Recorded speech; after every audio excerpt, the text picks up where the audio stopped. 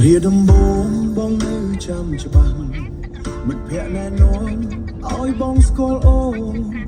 បងគ្រាន់តែជាក្មេងរៀនគូប្លង់តែចិត្តបងចង់គូតែរូបអូនចាំអូនក្រោមដើមស្វាយមុខសាលាចាំអូនក្រោមដើមស្វាយមុខសាលាហត់នឿយក៏បាត់ពេលឃើញមុខអូនយើងត្រឡប់ទៅផ្ទះជាមួយគ្នាយើងដើរកំសាន្តក្នុងព្រះរាជវាំង9 ឧសភាថ្ងៃនេះមកវិញ23ឆ្នាំស្នេហ៍នៅដដែលបងសន្យាថារក្សាអូនរហូតទោះមេឃក្រឡុកក្នុងរលីអូនក៏ចាំបងត្រូវការអូនដូចថ្ងៃដំបូងអូនស្រីច្បងនារីតាធំហើយកូនសំផស្សក៏ធំប៉ុនម៉ាក់ឧត្តមរតនៈកូនប្រុសក៏ដឹងក្តី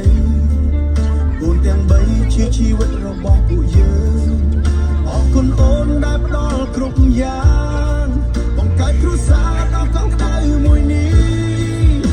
9 ឧសភាថ្ងៃនេះមកវិញ23ឆ្នាំស្នេហ៍នៅដដែលបងសន្យាថារក្សាអូនរហូតទោះមេឃក្រឡុកក្នុងរលីអូនក៏ចាំបងត្រូវការអូនដូចថ្ងៃដំបូងពេលខ្លះបងធ្វើខុសចិត្តរឹងរូសអូននៅតែអត់ទោសឲ្យបងជានិច្ចបងមិនអាចរស់ដោយគ្មានអូនទេបងនឹងសោយណាស់បើគ្មានអូនក្បែរ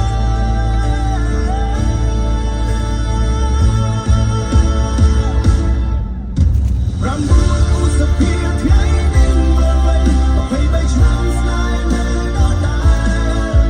បងសន្យាថារក្សាអូនរហូតទោះមេឃក្រឡុកក្នុងរលីអូនក៏ចាំបងត្រូវការអូនដូចថ្ងៃដំបូងយើងនឹងចាំទៅជាមួយគ្នា9 ឧសភារៀងរាល់ឆ្នាំស្នេហ៍នៅដដែល